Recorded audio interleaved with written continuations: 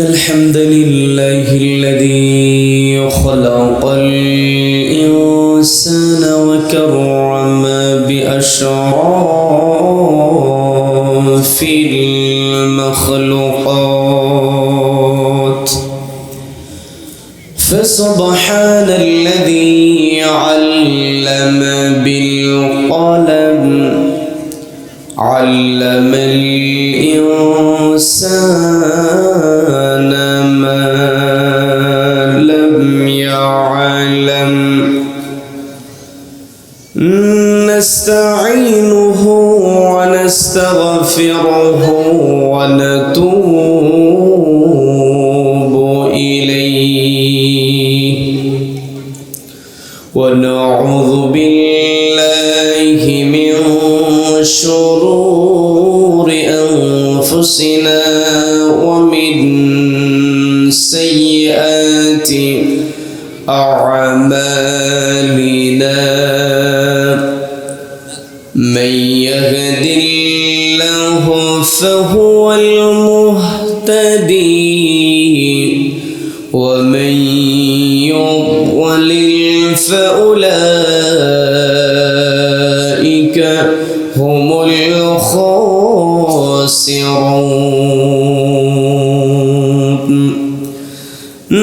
نشهد أن لا إله إلا الله وحده لا شريك له ونشهد أن سيدنا وحبيبنا ومولانا محمدا عبده ورسوله الذي أرسله الله تعالى بالهدى ودين الحق ليظهره على الدين كله وكفى بالله شهيدا وداعيا إلى الله بإذنه وسراجا وقمرا منيرا فقد قال الله تعالى في كلامه المجيد وفرقانه الحميد সবাই পড়ুন আউযু বিল্লাহি মিনাশ শাইতানির রাজীম বিসমিল্লাহির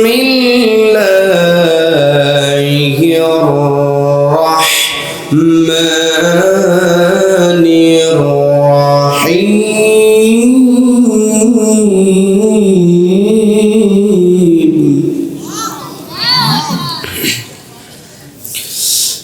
ইয়া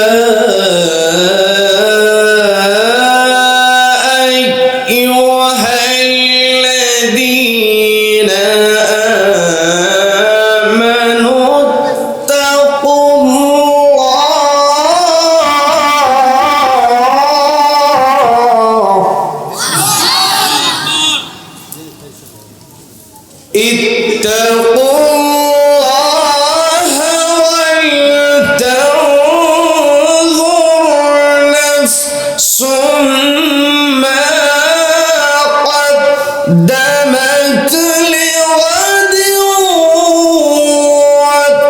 واتقوا الله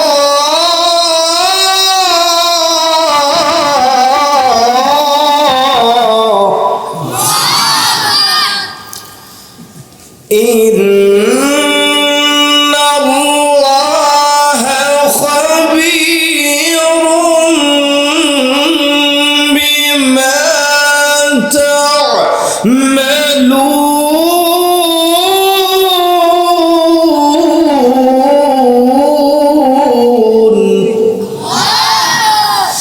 الله أكبر بسم الله الرحمن الرحيم كنتم خير أمة أخرجت للناس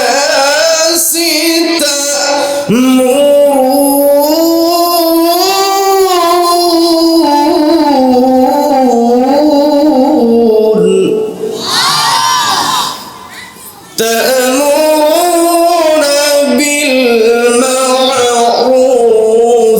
وتنهون عن المنكر وتؤمنون بالله.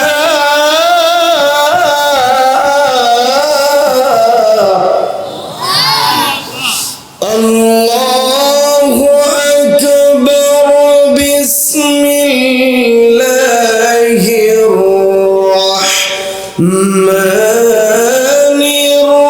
الرحيم إن الله وملائكته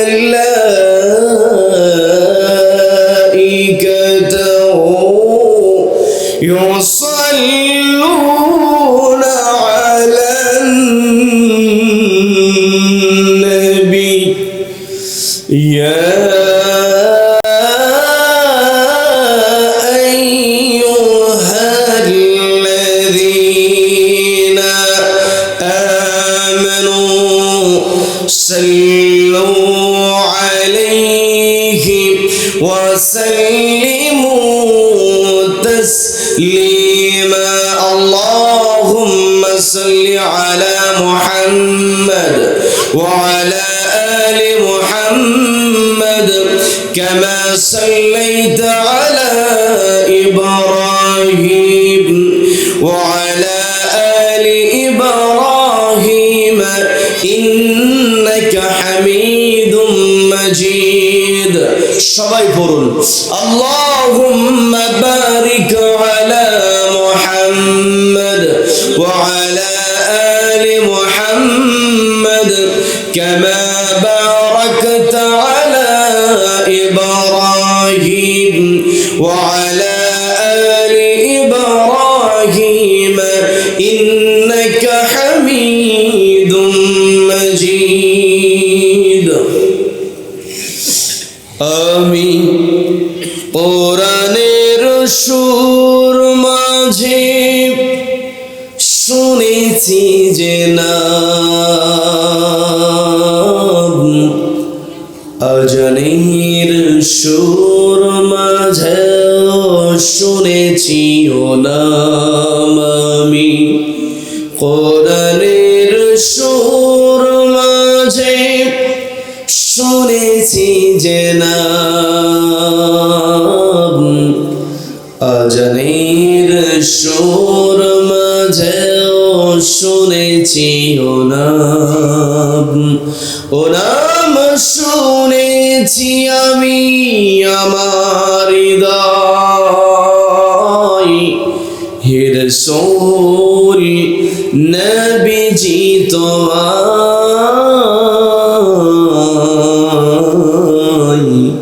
হে রাসূল ভুলিনি তোমায়। রসুলকে কি আমরা ভুলেছি? রসুলকে ভোলা যাবে? বাংলাদেশের অন্যতম প্রসিদ্ধ জেলা, সীমান্তবর্তী জেলা, ইসলামী জনপদ চাঁপাইনবাবগঞ্জ জেলার ভোলাহাট উপজেলার 5টি কোটি যুব তাফসীর কমিটির উদ্যোগে আয়োজিত প্রথম বার্ষিকী 2 দিন ব্যাপী তাফসীরুল কোরআন মাহফিলের সম্মানিত সুযোগ্য অনারেবল প্রেসিডেন্ট সভাপতিত্ব করছেন বিশিষ্ট ইসলামী চিন্তাবিদ, আলেমে দ্বীন, বিশিষ্ট শিক্ষাবিদ, শ্রদ্ধাভাজন আলহাজ মাওলানা মুহাম্মদ আব্দুর রহিম হাফিজাহুল্লাহ সহ সভাপতিত্ব করছেন শ্রদ্ধাভাজন আলেমে দ্বীন, বিশিষ্ট শিক্ষাবিদ, ইসলামী চিন্তাবিদ, শ্রদ্ধাভাজন হযরত মাওলানা মুহাম্মদ আব্দুর রউফ বিন মুসলিহ উদ্দিন হাফিজাহুল্লাহ। আলোচনা রেখেছেন পাঁচটি কড়ি জামে মসজিদের সম্মানিত সুযোগ্য ইমাম, শ্রদ্ধাভাজন আলেমে দ্বীন হযরত মাওলানা মুহাম্মদ ইসহাক আলী সাহেব।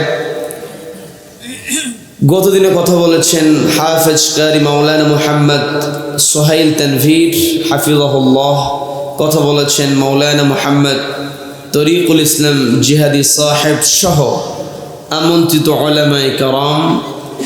উপস্থিত রয়েছেন অত্র এলাকার গণ্যমান্য ব্যক্তিবর্গ, উপস্থিত রয়েছেন অত্র তাফসীর কমিটির সম্মানিত সুযোগ্য সদস্যবৃন্দ, বিশেষ করে আমার সামনে বসে আছেন অত্র এলাকার পার্শ্ববর্তী এলাকা হতে আগত কোরআন প্রেমিক, নবী প্রেমিক, তাওহীদ জনতা। পর্দার অন্তরাল থেকে শুনছেন আমার অত্যন্ত শ্রদ্ধেয় মা এবং বোনেরা।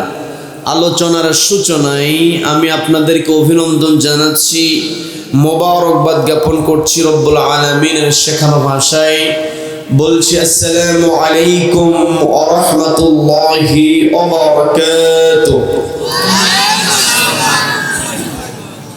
সম্মানিত উপস্থিতি, আলোচনায় প্রবেশের পূর্বে আমি জানতে চাচ্ছি আপনারা সকলে কেমন আছেন? রব্বুল আলামিন আমাকেও ভালো রেখেছেন, বলি আলহামদুলিল্লাহ। এই যে আমরা ভালো আছি, আমাদেরকে ভালো রাখা একমাত্র কেবলমাত্র কর্তৃত্ব কার হাতে?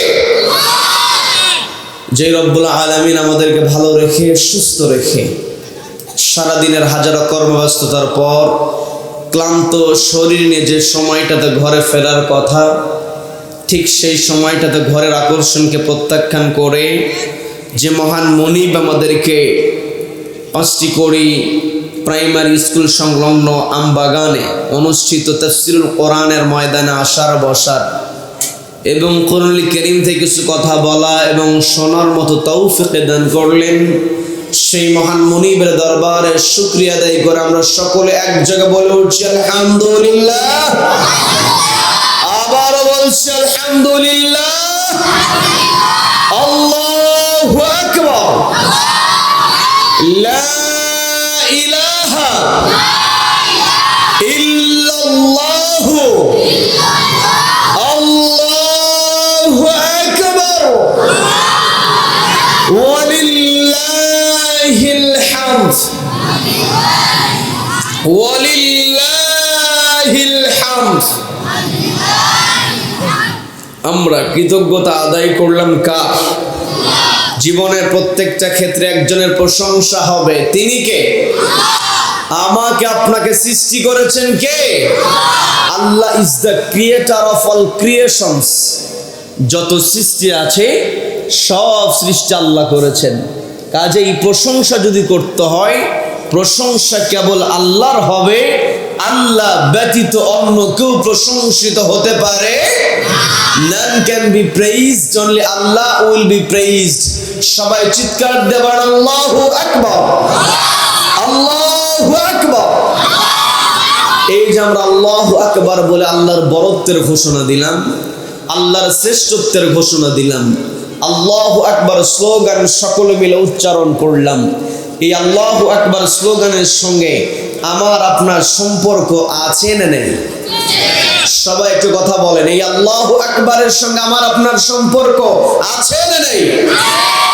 সম্মানিত দিনী ভাইরা, এই আল্লাহু আকবার স্লোগানের সঙ্গে আমার আপনার সম্পর্ক ওই দিনই শুরু হয়েছে যেই দিন আমি আপনি পৃথিবীতে আগমন করেছি। কি কথা বলেন? আপনাদেরই জানা কথা একটু বলবো, বিরক্ত হবেন নাকি?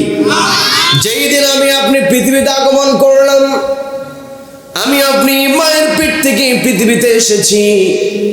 মায়ের পেট থেকে যখন আমি আপনি ভূমিষ্ঠ হয়েছি, এই সন্তান জন্ম দিতে গিয়ে মায়ের কষ্ট আছে না নাই? সবাই একটু কষ্ট করে বলেন, মায়ের কষ্ট আছে না নাই? আমার পর্দালের মা বোনেরা হাজির হয়েছেন মাহফিলগুলোতে, মা বোনেরা উপস্থিত হয়।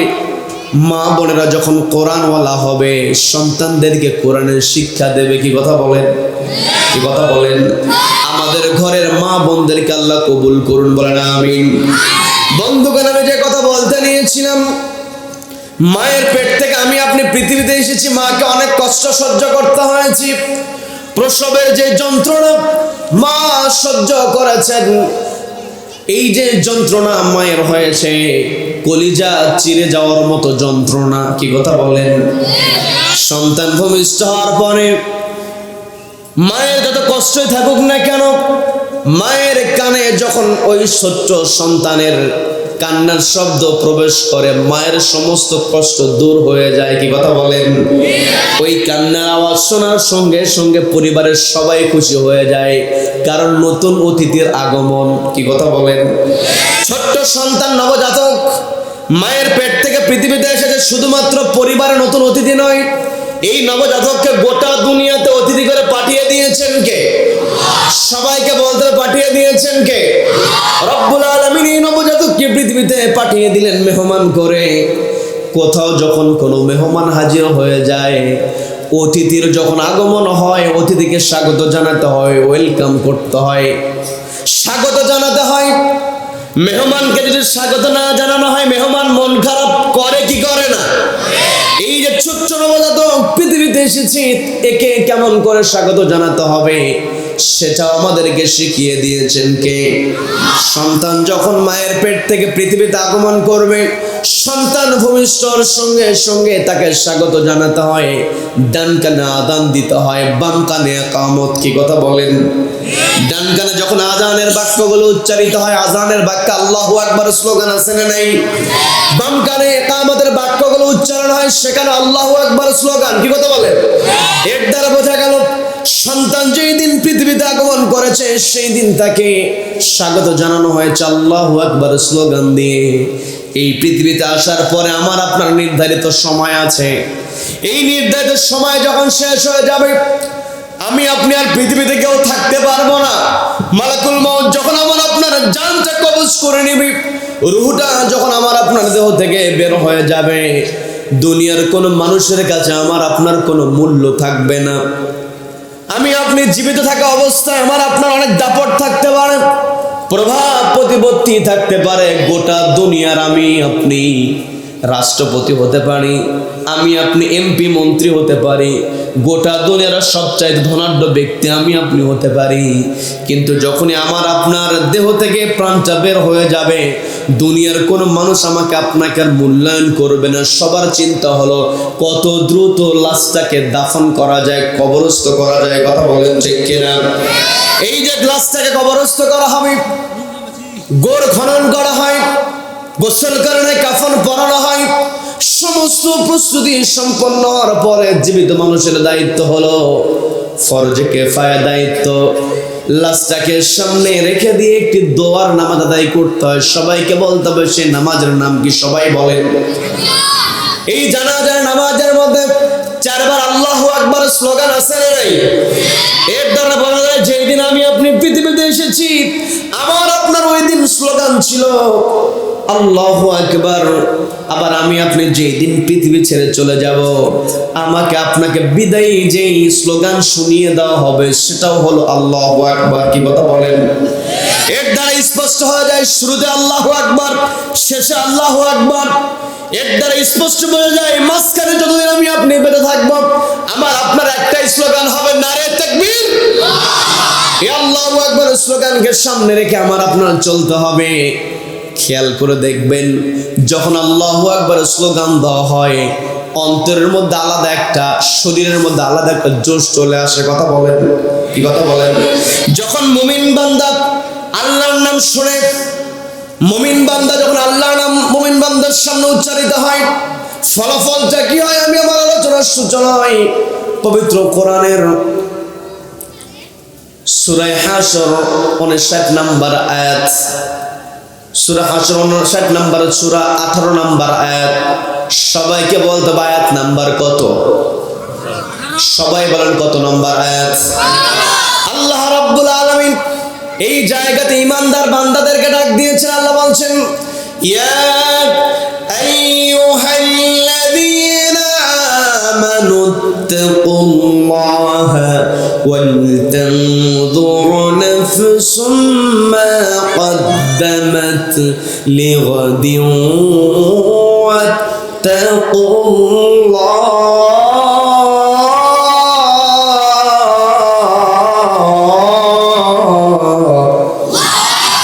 আল্লাহ বলছেন ইয়া আইয়ুহাল্লাযীনা আমানু, ওহে যারা ঈমান আনয়ন করেছো। কার উপরে? সবাইকে বলতে হবে কার উপরে? আল্লাহর প্রতি আমাদের ঈমান আছে না নাই? আমি আপনি শুধুমাত্র মুখে বললেই হবে না। ঈমানদার বান্দার যেমন বৈশিষ্ট্য থাকা দরকার, কেমন বৈশিষ্ট্য হবে ঈমানদার বান্দার, বৈশিষ্ট্যগুলো কোরআনের মধ্যে তুলে ধরেছেন কে? এই কোরআনের বিভিন্ন জায়গায় আল্লাহ রাব্বুল আলামিন মুমিন বান্দার বিভিন্ন বৈশিষ্ট্যের কথা বলেছেন। কিন্তু মুমিন বান্দা যখন আল্লাহর নাম মুমিন বান্দার সামনে উচ্চারিত হয়ে যায়, আমি বলতে নিয়েছিলাম আল্লাহু আকবার, আমাদের শরীরের মধ্যে একটা জোশ চলে আসে, শক্তি চলে আসে। এর কারণটা হলো আল্লাহ বলছেন, ইন্নামাল মুমিনুনা আল্লাযীনা ইযা যুকিরাল্লাহু ওয়াজিলাত কুলুবুহুম ওয়া ইযা তুলিয়াত আলাইহিম আয়াতুহু زادتهم إيمانا وعلى ربهم يتوكلون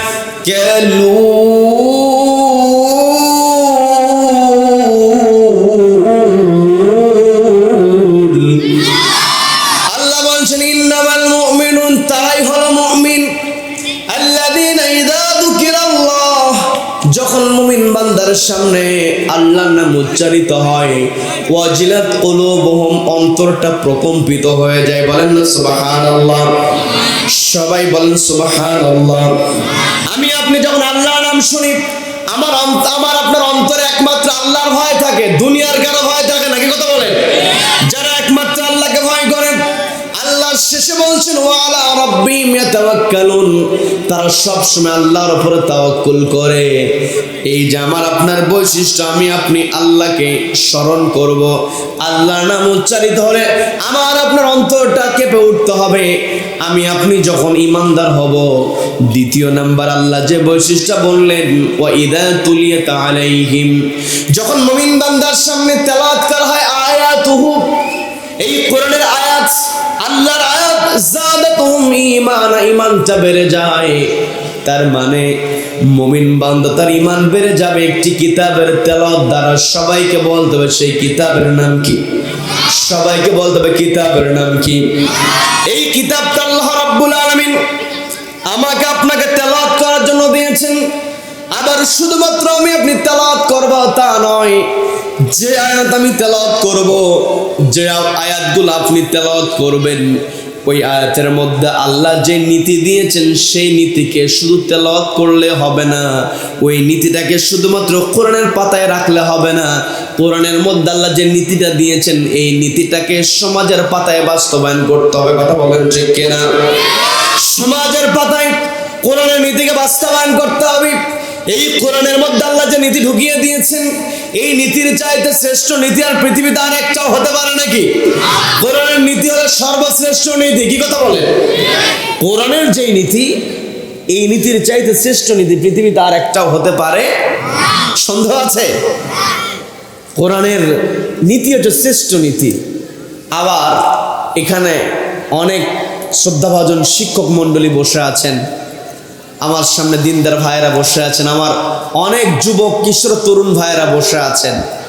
একটু বোঝানোর চেষ্টা করছি, সেটা হলো এই যে আল্লাহ রাব্বুল আলামিন আমাকে আপনাকে কোরআনটাকে নীতির কিতাব হিসেবে দিয়েছেন।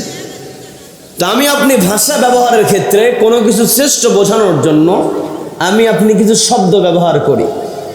ইংরেজিতে সুপারলেটিভ ডিগ্রি, এটা আলাদাই একটা কি আছে, শ্রেষ্ঠত্ব বোঝানোর জন্য। আবার বাংলাতে আমি আপনি শ্রেষ্ঠত্ব বোঝানোর জন্য কিছু কিছু শব্দ আমি আপনি ব্যবহার করি।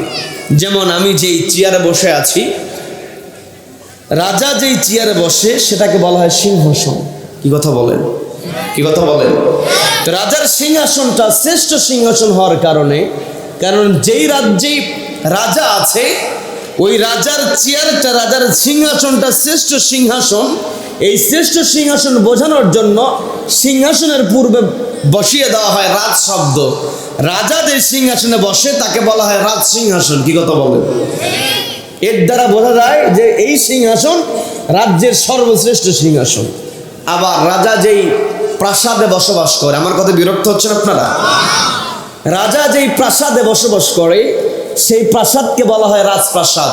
কারণ রাজপ্রাসাদটা দেশের মধ্যে সর্বশ্রেষ্ঠ সুন্দর করে তৈরি করা হয় রাজার জন্য। কি কথা বলেন? রাজার প্রাসাদ শ্রেষ্ঠ প্রাসাদ, এটা বোঝানোর জন্য রাজপ্রাসাদ বলা হয়। আবার রাজপ্রাসাদ যে মিস্ত্রি ভাইয়েরা তৈরি করে সেই মিস্ত্রি ভাইদেরকে কি মিস্ত্রি বলা হয়? সবাই বলেন কি মিস্ত্রি? তার মানে মিস্ত্রি শ্রেষ্ঠ হলে রাজমিস্ত্রি, প্রাসাদ শ্রেষ্ঠ হলে রাজপ্রাসাদ, সিংহাসন শ্রেষ্ঠ হলে রাজসিংহাসন, নীতি শ্রেষ্ঠ হলে সেটাই হবে রাজনীতি। কি কথা বলেন? অনেকে উল্টা পাল্টা কথাবার্তা বলার চেষ্টা করে যে কোরআনে রাজনীতি নাই, অথচ একটা প্রাণী হাঁস, ওই হাঁসের মধ্যে যে হাঁসটা শ্রেষ্ঠ হাঁস সে হাঁসটাকে আমরা কি বলি? রাজ, যেখানে হাঁস শ্রেষ্ঠ হলে রাজহাঁস বলে। আর কোরআনের নীতি শ্রেষ্ঠ হওয়ার পরও রাজনীতি যারা বলতে চায় না, কোরআনের মধ্যে যে রাজনীতি আছে এটা তারা স্বীকার করে না, মুখে যত ইমানদার দাবি করুক না কেন ওরা কখনো ইমানদার হতে পারে না। কথা বলেন ঠিক কিনা? এই কোরআনের নীতিকে সবাই বরণ করতে পারে না, মেনে নিতে পারে না। কারণ কোরআনের নীতি যখন বাস্তবায়িত হয়ে যায়, মানব রচিত বিধান তখন অকেজ হয়ে যায়, অচল হয়ে যায়। কি কথা বলেন? এই কোরআন আমাকে আপনাকে দিয়েছেন তিবিয়ানান লিকুল্লি শাই, আমার আপনার জীবনে যা যা দরকার সবকিছু আল্লাহ কোরআনে ঢুকিয়ে দিয়েছেন। বলেন না সুবহানাল্লাহ। আল্লাহ বলছেন ওয়াইদা তুলিয়াত আলাইহিম, যখন মুমিন বান্দার সামনে কোরআন তেলাওয়াত করা হয় জাদাতহুম ঈমানা, ঈমানটাকে আল্লাহ বহুগুণে বৃদ্ধি করে দেন। বলেন না সুবহানাল্লাহ। তার মানে কোরআনের সংস্পর্শে আসলে আমার আপনার ঈমান বেড়ে যায়। ঈমান বেড়ে যাওয়া মানে একজনকে ভয় করা, তিনি কে? সবাইকে বলতে হবে তিনি কে? সেই রব্বুল আলামিন আমাকে আপনাকে বলছেন সূরা হাশর 59 নম্বর সূরা 18 নম্বর আয়াতে আল্লাহ আমাকে আপনাকে ডাক দিয়ে বলছেন ইয়া আইয়ুহাল্লাযীনা আমানু, ওহে যারা ঈমান আনয়ন করেছে, ইত্তাকুল্লাহ, ভয় করো আল্লাহকে। আল্লাহকে ভয় করার পর আল্লাহ বলছেন ওয়াল তানজুর নাফসুন, প্রত্যেকটা নাফসের নজর করা উচিত, চিন্তা করা উচিত, ভাবনা করা উচিত। মা কদ্দামাত লিগাদ, আগামী দিনের জন্য সে কি জমা করছে, কি পাঠিয়ে দিচ্ছে। এই পৃথিবীতে আমি আপনি যেখানে যা কিছু করি না কেন সব কিছু জমা হয়ে থাকছে, আমাকে আপনাকে দাঁড়াতে হবে হাসরের ময়দানে। কি কথা বলেন? কি কথা বলেন? সূরার নাম হাসর। সূরা হাসর আল্লাহ বলছেন ওয়াল তানজুর নাফসুম মা কদ্দামাত লিগাদ, প্রত্যেক নাফসের চিন্তা করা উচিত আগামী দিনের জন্য সে কি জমা করছে, কি পাঠিয়ে দিচ্ছে। এরপর আল্লাহ আবার বলেন আত্তাকুল্লাহ, আল্লাহকে ভয় করো, কেননা ইন্নাল্লাহা খাবীরুম বিমা তা'মালুন, তুমি কি করছো সবকিছু আর খবর আল্লাহর কাছে আছে। কি কথা বলেন? কিরামান কাতিবিনা ইয়ালামুনা মা তাফআলুন,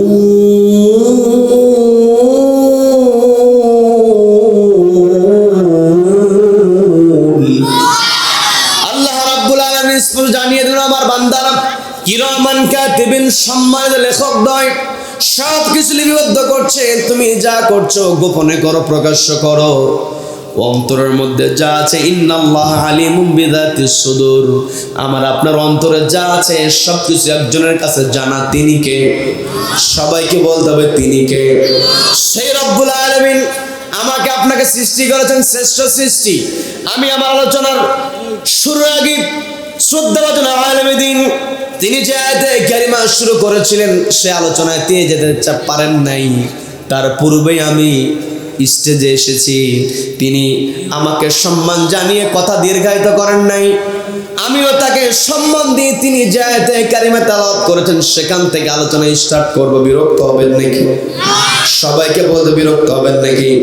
তিনি যে আয়াতে কারিমা তেলাওয়াত করেছিলেন সে আয়াত আল্লাহ বলছেন ওয়ালাকাদ কাররামনা বনি আদম ওয়া হামালনাহুম ফিল বাররি ওয়াল বাহরি ওয়া রাযাকনাহুম মিনাত তাইয়্যিবাত।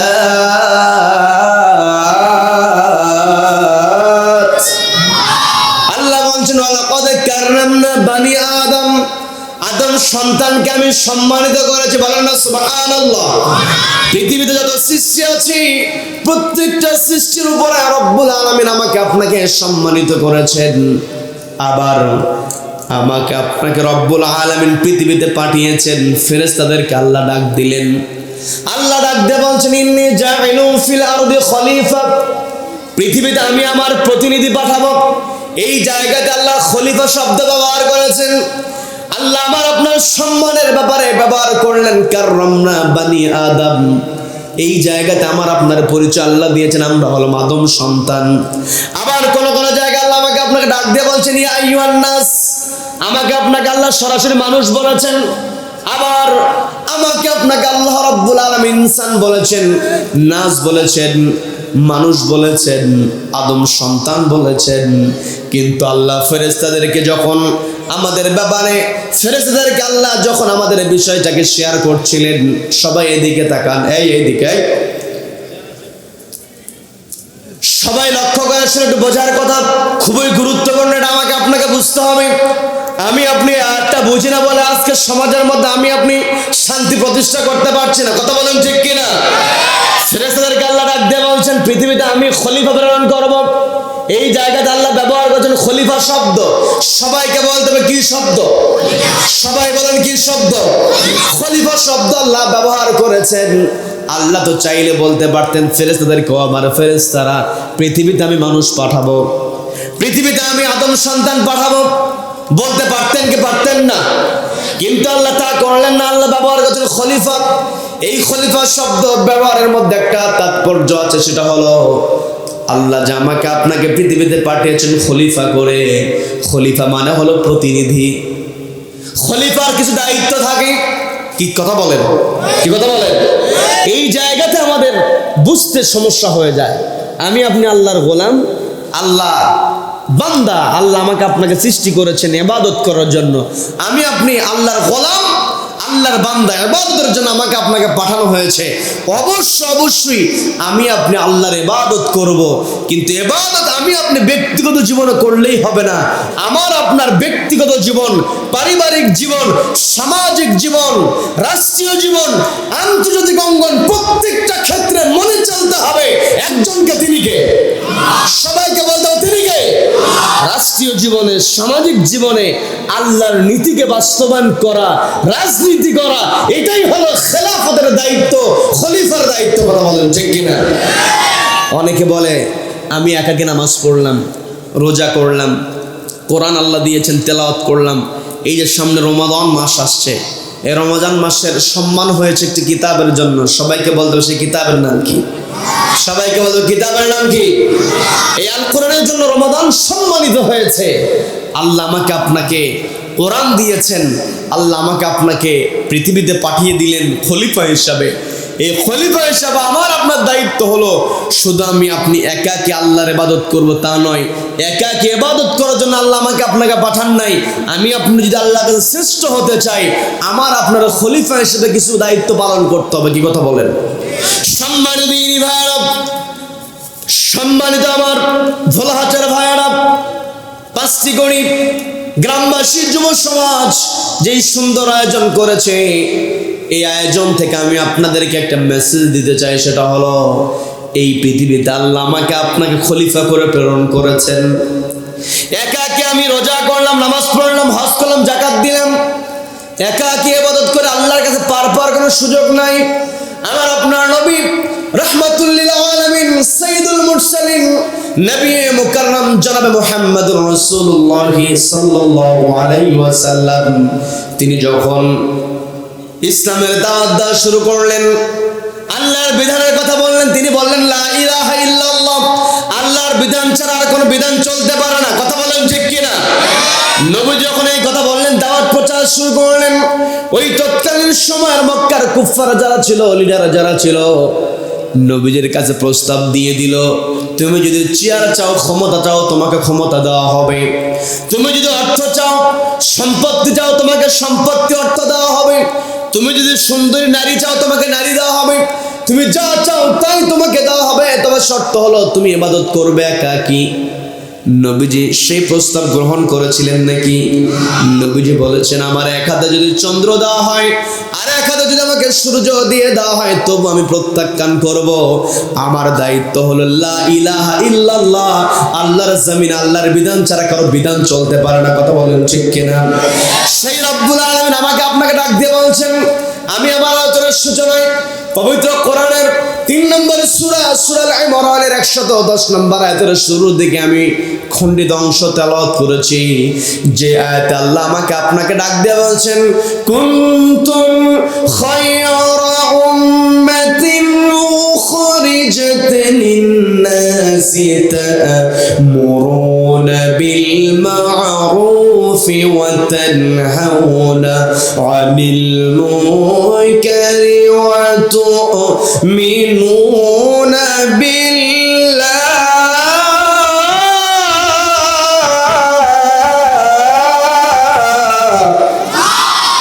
আল্লাহ বলছেন, কুনতুম খায়রা উম্মাহ, তোমরা উত্তম জাতি। আমাদেরকে উত্তম জাতি কে বলেছেন? সবাইকে বলতে কে বলেছেন?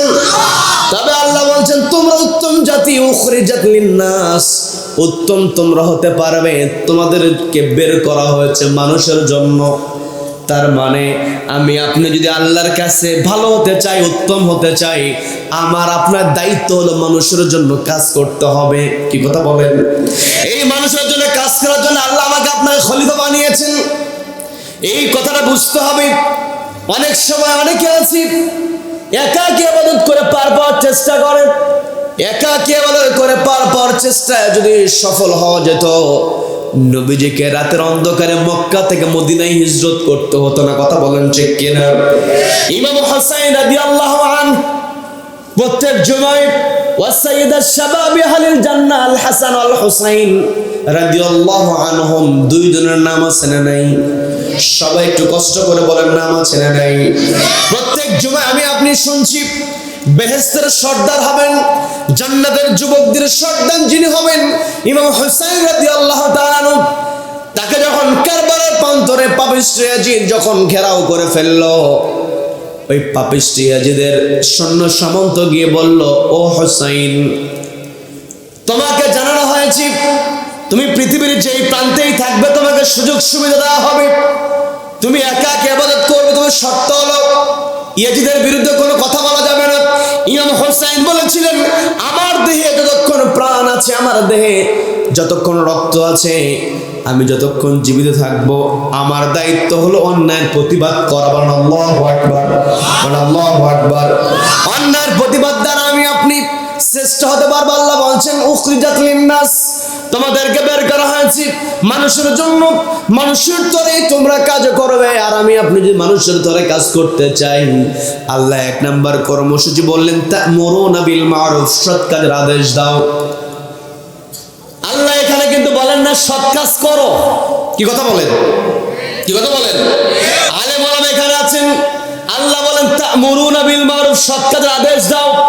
আদেশ যখন আমি আপনি দিতে যাব, সৎ কাজ করার অটোমেটিক হয়ে যাবে।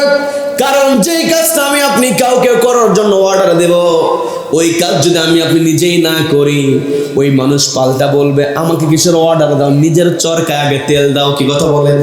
কি কথা বলেন? এই জায়গাতে আল্লাহ অর্ডার দিয়েছেন একটা, তা'মুরুনা বিল মা'রুফ, তোমরা সৎ কাজের আদেশ দাও। এই একটা অর্ডারের মধ্যে আরেকটা অর্ডার এমনিতেই ঢুকে গেছে, সেটা হলো নিজের সৎ কাজ করতে হবে, সৎ কাজের অর্ডার দিতে হবে।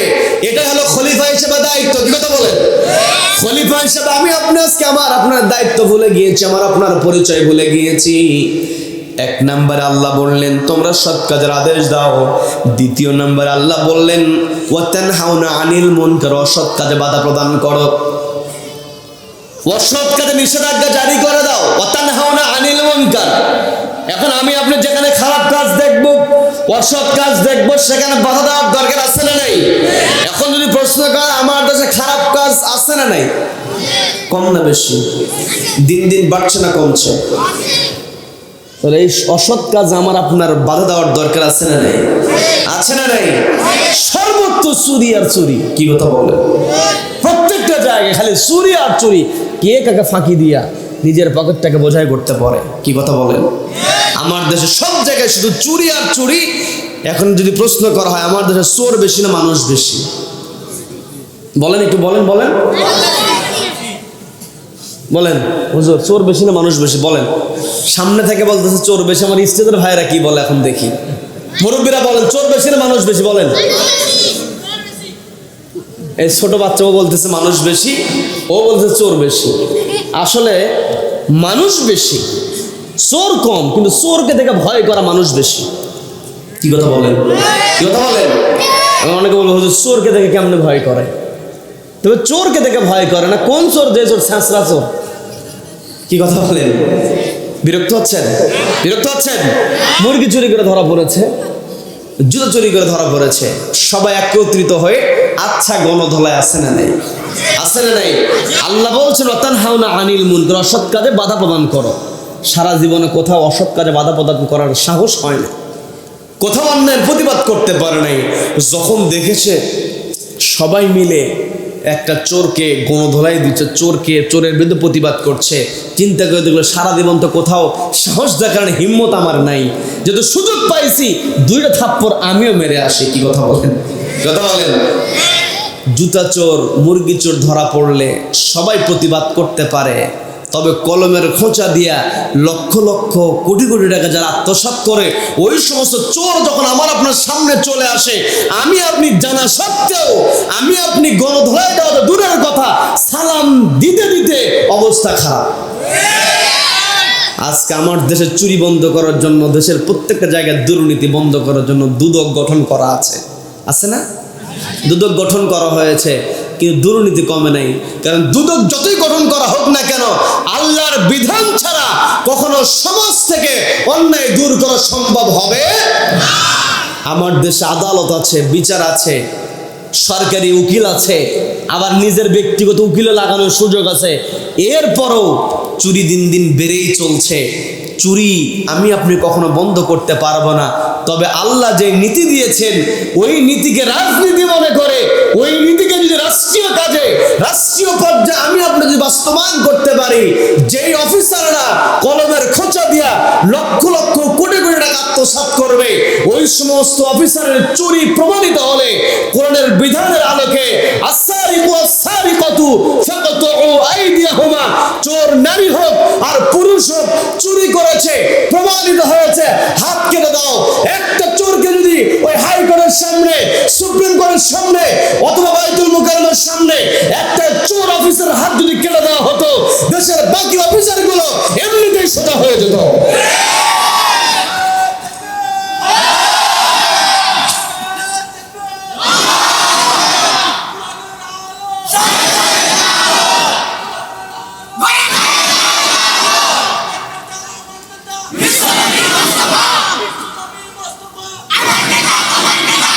নারে তাকবীর। আজকে আমার দেশের, আমার চাঁপাইনবাবগঞ্জের ভাইয়েরা আবাদ করে, লাউ চাষ করে। এই লাউ, যেই লাউগুলো বাসা বাসা লাউ, আমার কথা বিরক্ত হচ্ছেন? বিরক্ত হচ্ছেন? বাসা বাসা ফসলগুলো বিক্রি করে দেওয়া হয়। একটা লাউয়ের পিস যদি আপনাদের এই ভোলাহাটে বিক্রি হয় 20 টাকায়, ট্রাকে লোড হওয়ার পরে ঢাকায় গিয়ে যখন ঢাকার বাজারে যেগুলো আছে সেখানে নামার পরে 20 টাকার লাউ হয়ে যায় 80 টাকা, 100 টাকা, 120 টাকা। কথা বলেন, কথা বলেন। এই যে কৃষক কষ্ট করে আবাদ করে ও পেল 20 টাকা, আর রাস্তার মাঝে মাঝে মরে মরে চাঁদাবাজেরা চাঁদাবাজি করে 20 টাকার চাইতে বেশি টাকা নিজের পকেটে ঢোকায়। কি কথা বলেন? এরা হলো সবচাইতে বড় হলো ফাসাদ তৈরিকারী। কি কথা বলেন? মানুষকে যারা কষ্টের মধ্যে ফেলে দেয়, যারা ডাকাতি করে, যারা ফাসাদ সৃষ্টি করে, যারা সন্ত্রাসী হয়ে যায়, রব্বুল আলামিন স্পষ্ট জানিয়ে দিয়েছেন সূরা মায়েদার 33 নম্বর আয়াতে আল্লাহ বলে দিয়েছেন, ওদের হাত কেটে দাও, পা কেটে দাও বিপরীত ভাবে। ডান হাত কেটে দিলে বাম পা, ডান পা কেটে দিলে বাম হাত। একটা চাঁদাবাজ, একটা সন্ত্রাসের হাত পা যদি ওই সুপ্রিম কোর্টের সামনে কেটে দেওয়া হতো, দেশের বাকি চাঁদাবাজগুলো মুহূর্তের মধ্যে আল্লাহ হয়ে যেত। কথা বলেন ঠিক কিনা? এই সমস্ত কথাবার্তা বললেই চাঁদাবাজদের সহ্য হয় না। হুজুরেরা কোরআন তেলাওয়াত করবে, হুজুরেরা একটু দোয়া খায়ের করবে, নামাজের ইমামতি করবে, হুজুরেরা কেন এই কোরআনের কথা বলে, রাষ্ট্রের কথা বলে? রাষ্ট্রের দায়িত্ব আমাদের, আমরা রাষ্ট্র চালাবো, হুজুরেরা শুধু নামাজ পড়বে, এমন কথা বলার লোক আছে না? আছে না নাই? অথচ আল্লাহ আমাকে আপনাকে বলে দিয়েছেন, লাকাদ কানা লাকুম ফি রাসূলিল্লাহি উসওয়াতুন হাসানাহ। নবীজি হলেন আমার আপনার জন্য সর্বশ্রেষ্ঠ আদর্শ। কথা বলেন ঠিক কিনা? আমি আপনি নবীজিকে মানতে যাই কোথায়? টুপি রাখার ক্ষেত্রে। টুপি দিলাম মাথায়, মুখে দাঁড়িয়ে রাখলাম, লম্বা জামা পরলাম, আমি আপনি পাগড়ি মাথায় দিলাম। আপনার নবীজি এগুলো করেছেন, এগুলো লাগবে। কিন্তু আমার আপনার নবীজি যত সুন্নাত আমি আপনি পালন করার চেষ্টা করি না কেন, অনেকে নিজেকে সুন্নি দাবি করে, অনেকে বিভিন্নভাবে নিজেকে দাবি করে যে আমি এই নবীজিকে এইভাবে মানি, এইভাবে মানি, নিজেকে শ্রেষ্ঠ প্রমাণের জন্য কত কথা বলে। কিন্তু আমার আপনার নবী রাষ্ট্রীয় পর্যায়ে চেয়ারে বসে রাষ্ট্র পরিচালনা করেছেন। নবীজির সর্বশ্রেষ্ঠ অন্যতম সুন্নাত হলো রাষ্ট্র পরিচালক হয়ে জনগণের মধ্যে ন্যায় বিচার কায়েম করা। কথা বলেন ঠিক কিনা? নবীজির এত সুন্নাত পালন করার জন্য আমি আপনি উঠে পড়ে লেগে যাই, কিন্তু নবীজি যে রাষ্ট্রীয় পর্যায়ে চেয়ারে বসে, সর্বোচ্চ চেয়ারে বসে নবীজি ন্যায় বিচার করেছেন। নবীজির দরবারে বিচার এসেছে, বনু মাকজুম গোত্রের ফাতেমা চুরি করেছে, নবীজির কাছে প্রমাণিত হওয়ার পর নবীজি বললেন হাত কেটে দাও। জানানো হলো, নবীজির কাছে একটু সুপারিশ করা হলো, ইয়া রাসূলুল্লাহ, ইয়া হাবিবাল্লাহ, এ তো সম্ভ্রান্ত বংশের মহিলা, তার হাত যদি কেটে দেওয়া হয় তাহলে প্রেস্টিজিয়াস ব্যাপার। আপনি যদি একটু এটাকে একটু খাটো করার, লঘু করার জন্য একটু যদি আপনি সুযোগ দিতেন, জরিমানা করা হলো, জরিমানা করে দেওয়া হবে, তবে আপনি যদি একটু শাস্তিটাকে কমায় দিতেন। নবীজি বললেন, তোমরা বনু মাকজুম গোত্রের ফাতেমার ব্যাপারে আমার কাছে সুপারিশ করতে এসেছো, স্বয়ং আমার মেয়ে ফাতেমা যদি চুরি করতো আমি নিজে তার হাত কেটে দিতাম। বললাম আল্লাহু আকবার। এটাই হলো ইসলাম। কথা বলেন ঠিক কিনা? আমি আপনি আল্লাহর খলিফা, এই খলিফা হিসাবে চোর যেখানে চুরি করবে, যেখানে ডাকাতি হবে, দেশের যেখানে অন্যায় হবে, আমাকে আপনাকে প্রতিবাদ করতে হবে। ওয়া আলা রাব্বিহিম ইয়াতাওয়াক্কালুন, তাওয়াক্কুল করতে হবে কার উপরে? আল্লাহর উপরে তাওয়াক্কুল করে আমি আপনি যদি প্রতিবাদ করতে পারি, যে যত বড়ই শক্তিধর হোক না কেন, ক্ষমতাধর হোক না কেন, পৃথিবীর যে যত বড়ই ক্ষমতাধর নিজেকে দাবি করুক না কেন, সকল ক্ষমতা, সকল শক্তি, সকল রাজত্ব একজনের হাতে। তিনি কে? সবাইকে বলতো তিনি কে? রব্বুল আলামিন সুন্দর করে বলছেন, নবী কুলিল্লাহুম্মা মালিকাল মুলকি তুতিল মুলকা মান তাশাউ ওয়া তানজিউল মুলকা মিম্মান তাশাউ ওয়া তুইজ্জু মান তাশাউ ওয়া তুযিল্লু মান তাশাউ বিয়াদিকাল খায়র।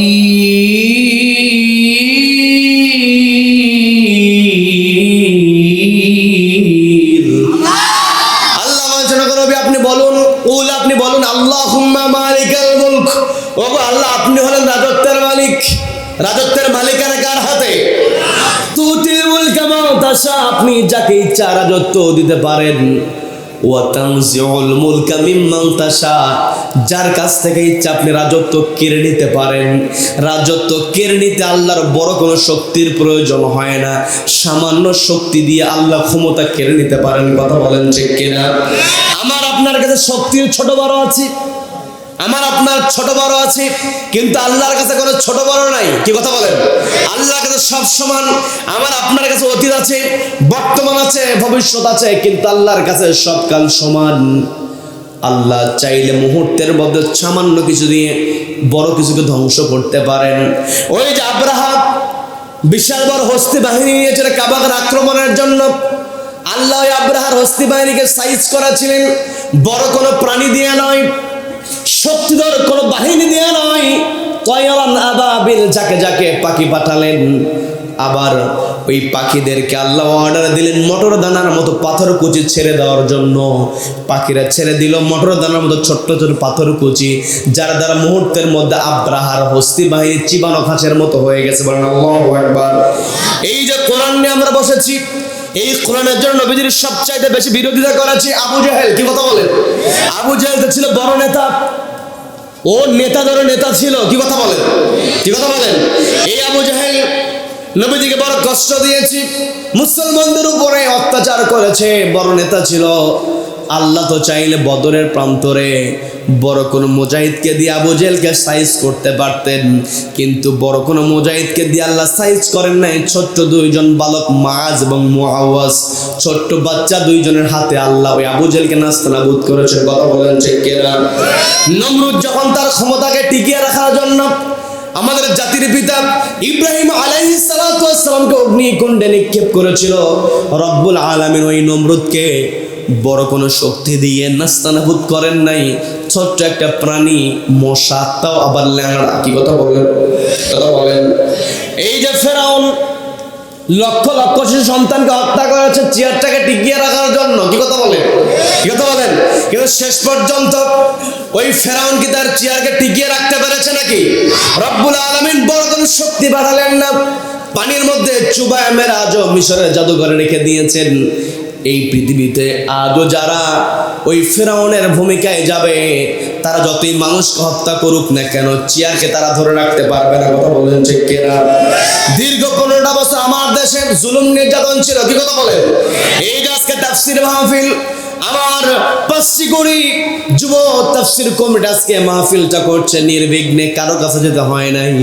বিগত বছরের দিকে তাকালে ওই নেতার কাছে যাও, ওই নেতার কাছে যাও। কি কথা বলেন? কি কথা বলেন? আজকে তারা কোথায়? কি কথা বলেন? ওরা নিজেদেরকে মনে করেছিল আমরাই বড়, এই চেয়ার আমাদেরকে কেউ নামাতে পারবে না।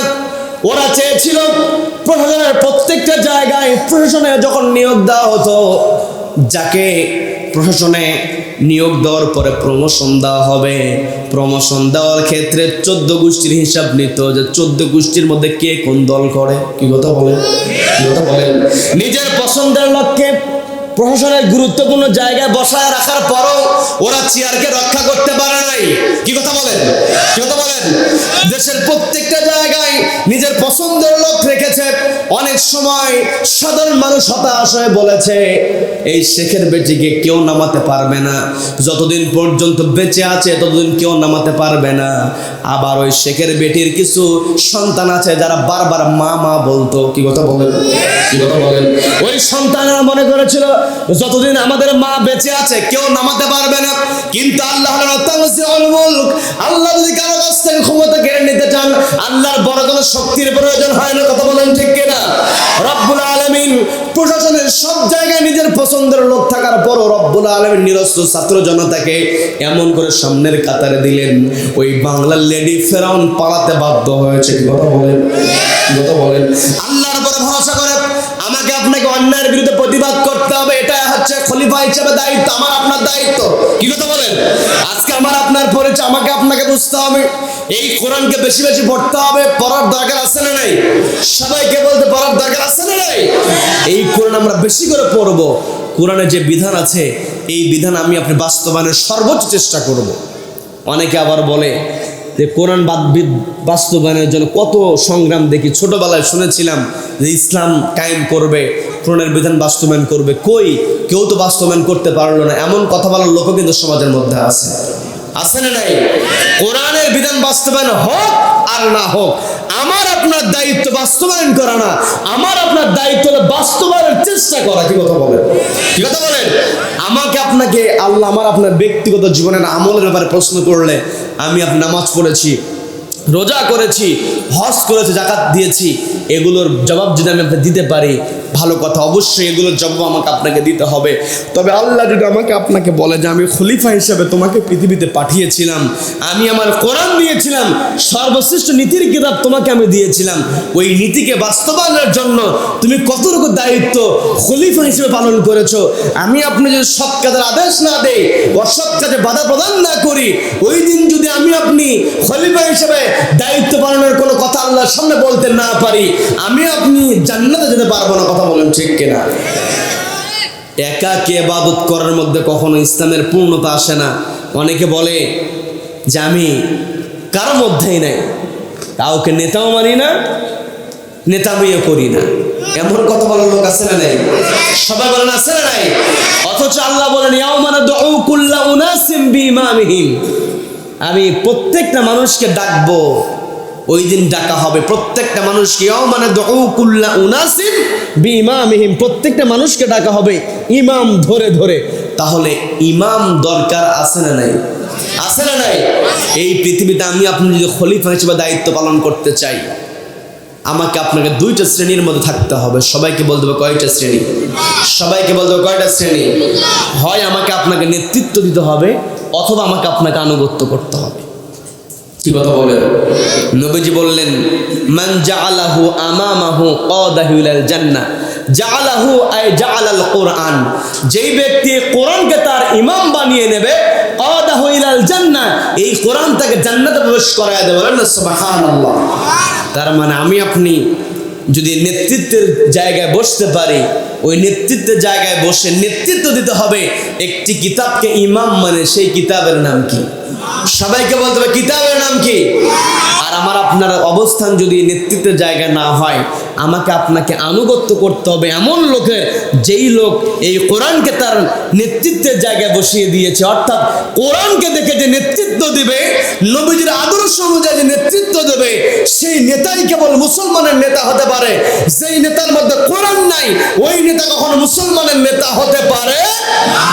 নবীজির আদর্শের এবং নবীজির চরিত্রের ব্যাপারে যখন আয়েশা সিদ্দিকা রাদিয়াল্লাহু তাআলা আনহাকে জিজ্ঞাসা করা হলো, নবীজির চরিত্র সম্পর্কে একটু বলুন, আয়েশা সিদ্দিকা রাদিয়াল্লাহু তাআলা আনহা তিনি জবাব দিয়ে বলছেন কানা খুলুকুল কোরআন, কোরআনটাই হলো নবীজির চরিত্র। বলেন না সুবহানাল্লাহ।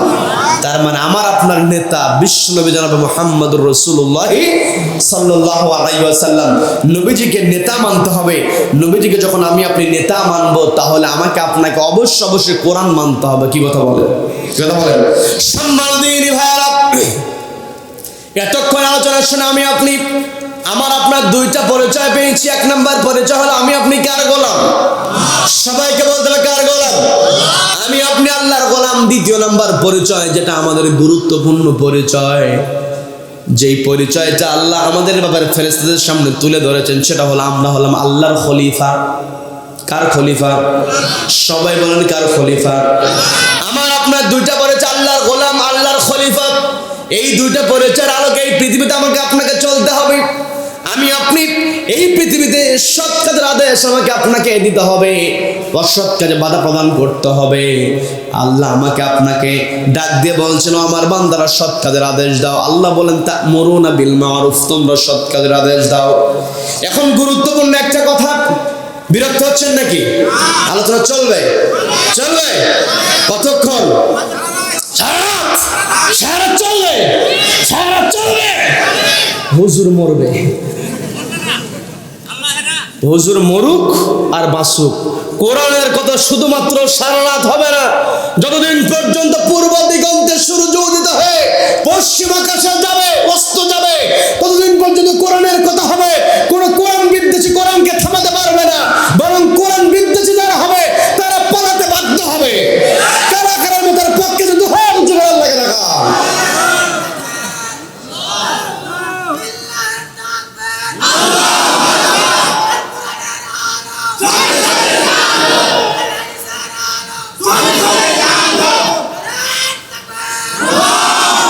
আল্লাহ আমাদের সকলকে কবুল করেন, বলেন আমিন, বলেন আমিন।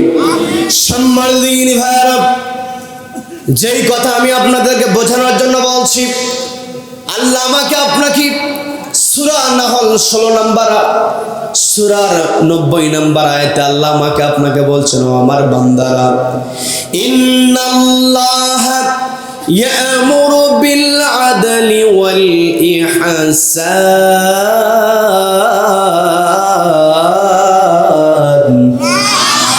আল্লাহ বলছেন তা'মুরুনা বিল মা'রুফ, তোমরা সৎ কাজের আদেশ দাও।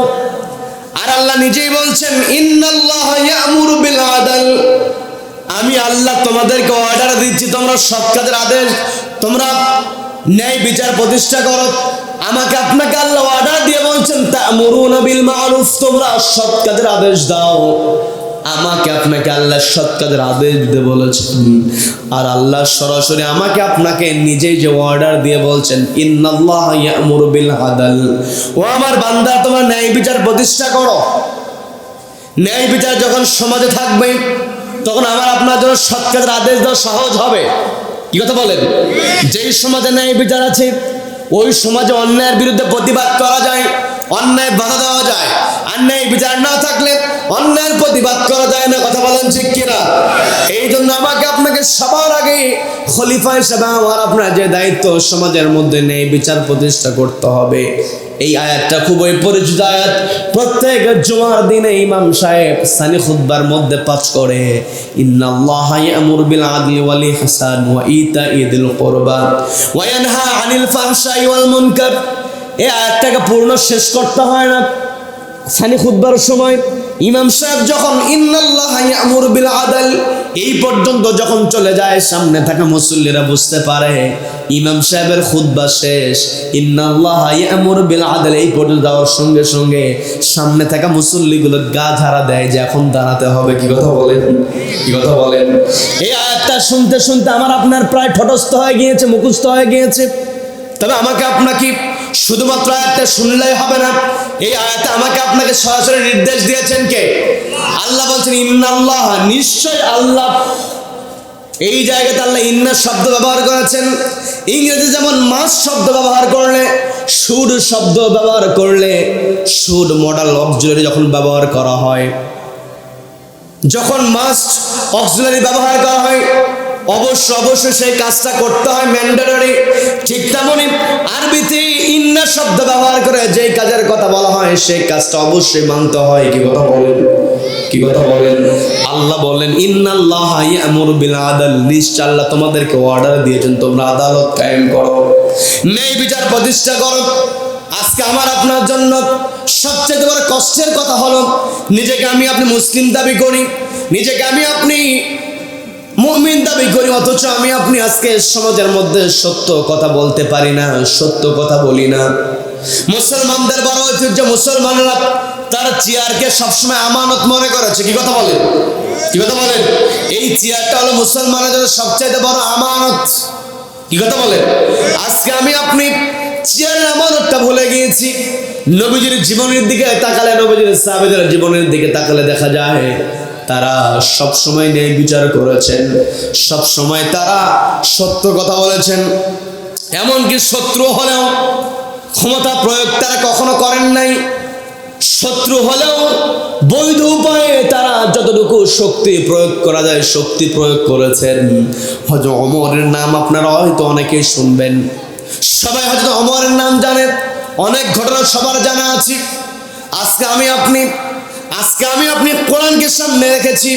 আমার আপনার কোরআন আল্লাহ আমাকে আপনাকে দিয়েছেন, এই কোরআন তেলাওয়াত করলে আমার আপনার ঈমানটা বেড়ে যায়। অথচ আমি আপনি কষ্ট নিয়ে বলতে হয় সন্তানকে এত কিছু লেখাপড়া করালাম, অথচ সন্তানকে কোরআন পড়াতে পারি নাই। আছে না নাই? সবাই একটু কথা বলেন, আছে না নাই? সন্তানকে কোরআন পড়াতে হবে। যেই সন্তানের কাছে কোরআন আছে এই সন্তান কখনো মিথ্যা কথা বলতে পারে না। কথা বলেন ঠিক কিনা? যার মধ্যে কোরআন আছে সে কখনো ওয়াদা খেলাপ করতে পারে না। আমি বলতে নিয়েছিলাম আজকে আমার আপনার ভিতরে ন্যায়ের প্রবণতা, ন্যায় বিচারের যে চিন্তা এটা আমার আপনার মনের মধ্যে নাই, যার কারণে চেয়ারে বসার সঙ্গে সঙ্গে নিজের আক্রোশটা মিটায় ফেলে। ন্যায় হোক অন্যায় হোক নিজেকে শ্রেষ্ঠ প্রমাণ করে নিজের মতকে প্রাধান্য দেয়। আছে না নাই? কিন্তু হযরত ওমরের জীবনের দিকে যদি আমরা লক্ষ্য করি, হযরত ওমর রাদিয়াল্লাহু তাআলা আনহুর হাতে একবার ইরানের এক শাহজাদা বন্দী হয়েছে। ইরানের শাহজাদা মুসলমানদের উপরে চরম অত্যাচার তারা করেছে, মুসলমানদেরকে হত্যা করেছে। যেই মানুষটা অবৈধভাবে কোনো মানুষকে হত্যা করবে, একটা নাফসকে কেউ যদি হত্যা করে অবৈধভাবে কাউকে হত্যা করলে, বিনা কারণে কেউ কাউকে হত্যা করলে, গোটা মানব জাতিকে হত্যা করলে যে গুনাহ, সেই গুনাহ তার আমল নামে। বলেন নাউযুবিল্লাহ, বলেন নাউযুবিল্লাহ। অবৈধভাবে হত্যা করা যাবে না, আইন নিজের হাতে উঠিয়ে নেওয়া যাবে না। এই জন্যই তো নবীজির সুন্নাত আমাকে আপনাকে মানতে হবে। রাষ্ট্রীয় পর্যায়ে একটি কিতাবকে বাস্তবায়ন করতে হবে, সেই কিতাবের নাম কি? সবাইকে বলতে হবে কিতাবের নাম কি? হযরত ওমরের হাতে যখন ওই ইরানের শাহজাহান বন্দী অবস্থায় হযরত ওমর রাদিয়াল্লাহু তাআলা বিচার বসিয়েছেন। অনেক লম্বা ঘটনা, আপনাদেরকে শুধুমাত্র বোঝানোর জন্য বলছি। আবেগের বশবর্তী হয়ে, ক্ষোভের বশবর্তী হয়ে নিজের শ্রেষ্ঠত্ব প্রমাণের জন্য কখনো নিজের মন গড়া সিদ্ধান্ত নেওয়া যাবে না। আপনার ক্ষমতা আছে বলেই প্রয়োগ করা যাবে না। কথা বলেন ঠিক কিনা? মালিক ইয়াউমিদ্দিন, আমি আপনি যতই এই পৃথিবীতে মালিক হই না কেন, আমি আপনি চেয়ারে বসেছি, হয়তো বিচারক হয়েছি, কিন্তু এই পৃথিবীর সবাইকে একদিন দাঁড়াতে হবে। মালিক ইয়াউমিদ্দিন সূরা ফাতিহার মধ্যে আমি আপনি প্রতিনিয়ত তেলাওয়াত করি। একটা মানুষ আল্লাহকে ভয় করার জন্য, আল্লাহর বিধান মেনে চলার জন্য গোটা কোরআনের প্রত্যেকটা আয়াতকে তো তাকে মানতে হবে, অবশ্যই মানতে হবে। কিন্তু কেউ যদি তার জিহনের মধ্যে শুধু একটা আয়াত সবসময় ধারণ করতে পারে, মালিক ইয়াউমিদ্দিন, বিচার একদিন একজন করবেন, তিনি কে? ওই বিচার দিবসের মালিক একজন, তিনি কে? কেউ যদি মনের মধ্যে রাখতে পারে মালিক ইয়াউমিদ্দিন, আল্লাহ যেদিন বিচার কায়েম করবেন সেই দিন আমাকে আপনাকে বিচারের মুখোমুখি হতে হবে, এই চিন্তা যারা জিহানের মধ্যে আছে, সে কখনো জুলুম করতে পারে না। কথা বলেন ঠিক কিনা? যার জিহানের মধ্যে এই চিন্তা আছে, আল্লাহর সামনে দাঁড়াতে হবে, সবকিছুর জবাব দিয়ে করতে হবে, সে চেয়ারে বসে কখনো অন্যায় করতে পারে না। আজকে আমার দেশে দীর্ঘদিন পরে আমরা একটা পরিবেশ পেয়েছি। এই পরিবেশ পাওয়ার পর আমার দেশে ষড়যন্ত্র আছে না নাই? সবাইকে বলতে হবে ষড়যন্ত্র আছে না নাই? হযরত ওমরের ওই ঘটনার দিকে আমি যাচ্ছি, তার আগে একটু বলে নেই, আপনাদের সীমান্তবর্তী মানুষ, এই যে সীমান্ত আমাদের পার্শ্ববর্তী যেই প্রতিবেশী দেশ আমাদের আছে, প্রতিবেশী অবশ্যই প্রতিবেশীর দরকার আছে। তো প্রতিবেশীকে প্রতিবেশীর মতো থাকতে হবে, মুরব্বিগিরি করলে চলবে না। কথা বলেন ঠিক কিনা? কি কথা বলেন? 47 আমরা স্বাধীন হয়েছি, বিরক্ত হচ্ছেন নাকি? 47 আমরা স্বাধীন হয়েছি, ওই ব্রিটিশরা আমাদের উপর দাদাগিরি করতে চেয়েছিল, ওদেরকে আমরা তাড়িয়ে দিয়েছি। কি কথা বলে? এরপরে পাকিস্তানিরা আমাদের উপরে আঙ্গুল নাড়ানোর চেষ্টা করেছে, আমাদেরকে চক্ষু রাঙ্গানি দিয়েছে, আমরা প্রতিবাদ করেছি। ওই পাকিস্তানিরাও আমাদের কাছ থেকে চলে যেতে বাধ্য হয়েছে, আমরা ঝাঁটা পেটা করেছি। কথা বলেন ঠিক কিনা? কি কথা বলেন? 47 আমরা স্বাধীন হয়েছি, 71 আমরা স্বাধীন হয়েছে 47 ব্রিটিশদের কাছ থেকে, 71 পাকিস্তানিদের কাছ থেকে। তবে 47-এর আগে থেকে আমাদের চতুর্পাশে যেই দেশটা আছে ভারত, এই ভারত সব সময় এই পূর্ব বাংলার উপরে, অর্থাৎ যখন পাকিস্তান হয় নাই, হিন্দুস্তান হয় নাই, এই উপমহাদেশ যখন সাবকন্টিনেন্ট ভারত উপমহাদেশ যখন বলা হতো, ওই সময় পশ্চিমবঙ্গ বলা হতো আর পূর্ব বাংলা বলা হতো। কথা বলেন ঠিক কিনা? কথা বলেন। এই পূর্ব বাংলার উপর সবসময় কর্তৃত্ব স্থাপনের চেষ্টা করেছে। 1906 সালে বঙ্গভঙ্গ করেছে, আবার সেটা রদ করেছে। কি কথা বলেন? কি কথা বলেন? ইতিহাস বেশি দিকে বলবো না, শুধু বোঝানোর জন্য বলছি, কারণ এই জায়গাতে আমার অনেক যুবক ভাইয়েরা বসে আছে। যুবকেরা সচেতন তো মানেই গোটা দেশ সচেতন। কি কথা বলেন? যুবকদের রক্ত টকবকে রক্ত। কি কথা বলেন? নবীজিকে সবচাইতে বেশি সহযোগিতা করে যুবকেরা। কি কথা বলেন? নবীজি দাঁড়িয়ে আছেন নবীজির সামনে, নবীজির যুবক সাহাবী দাঁড়িয়ে আছেন, নবীজি যুবকদের কেমন সম্মান দিয়েছেন। নবীজির রুমালটা নবীজি সাহাবীর দিকে ছুঁড়ে মেরে বললেন, তুমি দাঁড়িয়ে থাকো না, তুমি বসে যাও। আল্লাহু আকবার। যুবকদেরকে দাঁড়িয়ে দিতে হবে। এই 24-এর গণঅভ্যুত্থানের সামনের কাতারে ছিল যুবকেরা, কিশোরেরা, তরুণেরা। কথা বলেন ঠিক কিনা? এই জন্য আমার সামনে অনেক যুবক ভাইরা বসে আছে, তরুণ ভাইরা বসে আছে, তাদেরকে আমি লক্ষ্য করে বলি, সেটা হলো ওই ভারতেরা সব সময় এই পূর্ব বাংলার উপরে বড় একটু আঙ্গুল ঘোরানোর চেষ্টা করেছে শুরু থেকেই। এরপরে যখন ব্রিটিশরা চলে গেছে, পাকিস্তান তৈরি হয়েছে, তখন ছিল পূর্ব পাকিস্তান। ব্রিটিশরা থাকার সময় এটার নাম ছিল পূর্ব বাংলা। এরপরে হলো পূর্ব পাকিস্তান। এই পূর্ব বাংলার উপরে পূর্ব পাকিস্তানের উপর ওরা কর্তৃত্ব স্থাপনের জন্য চেষ্টা করেছে। 71 যখন পাকিস্তানে চলে গেছে, দীর্ঘদিনে 2024 সাল পর্যন্ত ওরা আমাদের উপরে ছুরি ঘোরানোর চেষ্টা করেছে, কিন্তু সর্বশেষে এই বাংলার দামাল ছেলেরা সামনের কাতারে গিয়ে রক্ত দিয়ে দিয়েছে, জীবন দিয়ে দিয়েছে। কথা বলেন ঠিক কিনা? এই রক্তের বিনিময়ে, এই জীবনের বিনিময়ে এই বাংলাদেশের উপর যে ভারতে আগ্রাসন চেপে বসেছিল, ভারতে আগ্রাসনের যে খুঁটি ছিল, এই খুঁটিটা নড়বড় হয়েছে। কি কথা বলেন? এখনো কিন্তু ভারতে আগ্রাসন আমার দেশ থেকে দূর হয় নাই। আমরা ভারতের বিরোধিতা করি না, বিরোধিতা করে ওদের আগ্রাসনের। কি কথা বলেন? কি কথা বলেন? ভারতের সঙ্গে আমাদের কোনো শত্রুতা নাই, শত্রুতা হলো আগ্রাসনের ব্যাপারে। আমার দেশে সবকিছু আছে, আমার দেশে উর্বর মাটি আছে, আমার দেশে পানি আছে, আমার দেশে কয়লা আছে, আমার দেশে গ্যাস আছে। কি কথা বলেন? সবকিছু আমার দেশে আছে। ওদের চক্ষু রাঙ্গানিকে আমরা সহ্য করব না, বাধ্য হতে হবে। আল্লাহ বলছেন কুনতুম খায়রা উম্মাহ, তোমরা উত্তম জাতি।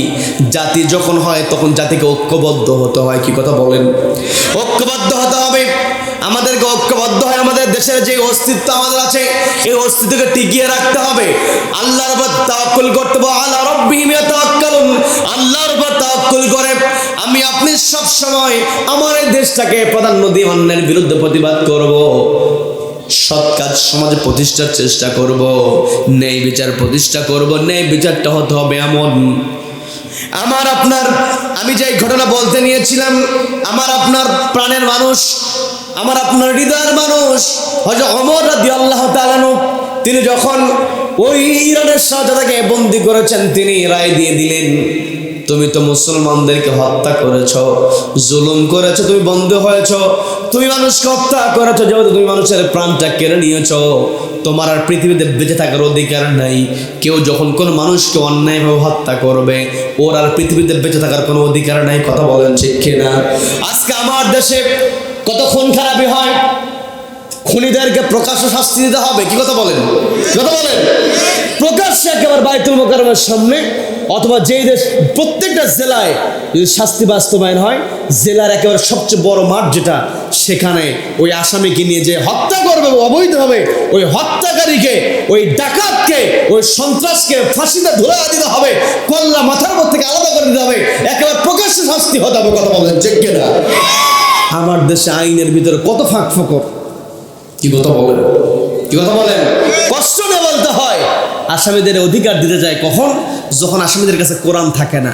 আর যখন আসামিদের কাছে কোরআন আছে, তখন কোরআনওয়ালাদেরকে সম্মান দিতে চায় না। ওরা কোরআনওয়ালাদের হাতে ডান্ডা বেরি, পায়ে ডান্ডা বেরি পরিয়েছে, শিকল পরিয়েছিল। কথা বলেন ঠিক কিনা? কোরআনওয়ালাদের সঙ্গে বেদবি করেছে, ওরা বড় বড় চক্ষু রাঙ্গানি দিয়েছে। যারা আলেম ওলামাদের উপর বড় বড় কথা বলেছে, আল্লাহ প্রমাণ করে দিয়েছেন এদের বড় কথা সবসময় এরা বলতে পারে না। আমাদের কোরআনের পাখি ওই চট্টগ্রামের প্যারেড ময়দান থেকে বলেছিলেন, জুলুম করো না, বেশি বার বেরো না, এমন একটা সময় আসবে ইঁদুরের গর্ত তোমরা খুঁজে পাবে না। কথা বলেন ঠিক কিনা? এগুলো আমাদেরকে মনে রাখতে হবে। আর ভরসা রাখতে হবে কার উপরে? কার উপরে? আল্লাহর উপরে ভরসা রাখতে হবে। শাস্তি হবে প্রকাশ্যে। আবু শাহমা নাবিজ পান করেছিলেন, অনেক লম্বা ঘটনা হয়ে যায়, সেই দিকে আমি যাব না। ওমর রাদিয়াল্লাহু তাআলা, আমর ইবনে আস রাদিয়াল্লাহু তাআলাকে বললেন, তুমি যে শাস্তি দিলে, শাস্তি কেন তুমি গোপনে দিলে? গোপনে শাস্তি দেওয়ার অধিকার তোমাকে কে দিয়েছে? তুমি যেহেতু শাস্তি দিয়েছ। আবু শাহমা তো তিনি তো একা ছিলেন না, সাথে আরেকজন ছিলেন। হযরত ওমর কিন্তু আরেকজনকে শাস্তি দেন নাই, কিন্তু সন্তানকে। কারণ কখনো যখন আমর ইবনে আস রাদিয়াল্লাহু তাআলা তিনি যখন ব্যত্রাঘাত করেছেন ঘরের মধ্যে, আরেকজনকে শাস্তি দেওয়া হয়েছে। ওমর রাদিয়াল্লাহু তাআলা চিন্তা করলেন, গভর্নর হিসেবে শাস্তি হয়েছে, কিন্তু আমি তো পিতা হিসেবে শাস্তি আমাকে প্রকাশ্যেই দিতে হবে। বলেন আল্লাহু আকবার। প্রকাশ্যে তিনি সন্তানকে ব্যত্রাঘাত করলেন। অনেক লম্বা ঘটনা, সেই দিকে যাব না। শুধু বোঝানোর চেষ্টা করছে, শাস্তি কখনো গোপনে হতে পারে না। শাস্তি প্রমাণিত হবে, শাস্তি প্রকাশ্যে দিতে হবে। প্রকাশ্যে শাস্তি দিলে বাকি অপরাধীগুলো সোজা হয়ে যেতে পারে। কি কথা বলেন? আমার দেশে প্রধানমন্ত্রী মহিলা, স্পিকার মহিলা, আবার বিরোধী দলের নেত্রী মহিলা, সব মহিলা থাকার পরও ধর্ষণ বন্ধ করতে পারে না। কি কথা বলেন? এগুলো বন্ধ হবে একমাত্র কোরআনের বিধান দিয়ে। কারণ কোরআনের নীতিকে আল্লাহ রাজনীতি করে দিয়েছেন। কি কথা বলে? কোরআন নীতি শ্রেষ্ঠ নীতি। এই এই নীতির আলোকে বিচার হলে কেউ কখনো সে মুসলিম হোক অমুসলিম হোক, কোরআনের বিধান যদি থাকে অমুসলিমেরও শান্তিতে থাকবে। কি কথা বলেন? কি কথা বলেন? হয়তো ওমরের শাসন আমলে অমুসলিমেরও শান্তিতে ছিল। এই ইতিহাসগুলো আমরা জানার চেষ্টা করি না। সামনে রমজান মাস আসছে, এই রমজান মাসে একটি কিতাবকে বেশি বেশি পড়তে হবে। সেই কিতাবের নাম কি? সবাইকে বলতে, কিতাবের নাম কি? এই রমজান মাসে আমার আপনার আরেকটি গুরুত্বপূর্ণ কাজ হলো বেশি বেশি তওবা পড়তে হবে, বেশি বেশি ইস্তেগফার করতে হবে। কার কাছে? সবাইকে বলতে হবে কার কাছে?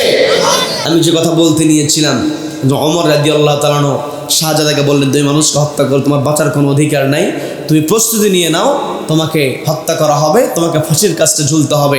তবে ফাঁসি বাস্তবায়নের পূর্বে তোমাকে একটু কথা বলি, সেটা হলো তুমি তোমার শেষ ইচ্ছাটাকে একটু বলো। শেষ ইচ্ছার কথা জিজ্ঞাসা করা হলো, শেষ ইচ্ছা শুনবেন নাকি মুনাজাত দিয়ে দেব? শুনবেন? অনেকে তো চলে যাচ্ছে, শুনবেন? দেখি তো কারা কারা শুনবেন না। না, যারা হাত উঠিয়েছেন ওনারা শোনার জন্য হাত উঠিয়েছেন। যারা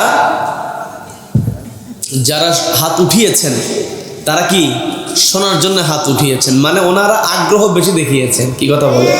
কথা বলেন? আল্লাহ আমাদের সকলকে কবুল করে, বলেন আমিন, বলেন আমিন। আমার আপনার দায়িত্ব, আমার আপনার সামনে যে মাসটা আসছে, এই মাসটা আমার আপনার জন্য নিয়ামতের মাস, অফারের মাস, সুবর্ণ সুযোগের মাস বানিয়ে দিয়েছেন কে? এই মাসে পর্দালের মা বোনেরা আছেন, একটু আমার কথাটাকে একটু বোঝার চেষ্টা করেন, কানটা একটু খাড়া করে শোনেন। 5 মিনিট একটু কথা বলে, গুরুত্বপূর্ণ রমজানের বিষয়ে 5 মিনিট কথা বলবো, বেশি কথা বলবো না। এরপরে ঘটনা বলে আমরা শেষ পর্যায়ে চলে যাব। রব্বুল আলামিন আমাদেরকে শেষ পর্যায়ে থাকার তৌফিক দান করুন, বলেন আমিন, বলেন আমিন। রমজানে আমার আপনার প্রথম কাজ হবে আমরা ক্ষমা চাইবো কার কাছে? সবাইকে বলতে ক্ষমা চাইবো কার কাছে? ক্ষমা চাইলে আল্লাহ খুশি হয়ে যান, বলেন না সুবহানাল্লাহ, সুবহানাল্লাহ। পৃথিবীতে যে যত বড় অপরাধ করুক আর তাকে যত বড় শাস্তি দেওয়া হোক না কেন, তার নামে যদি মামলা হয়ে যায়, শাস্তি হয়েছে, শাস্তির পরে সাজা খেটে বের হয়েছে, এরপরও আপনি যাবেন ওই জেলখানার যে ডায়েরি আছে, যে ভলিউম খাতা আছে, থানার যে খাতা আছে, শাস্তি ভোগ করার পর ওই খাতার মধ্যে অপরাধীর নাম আছে না নাই?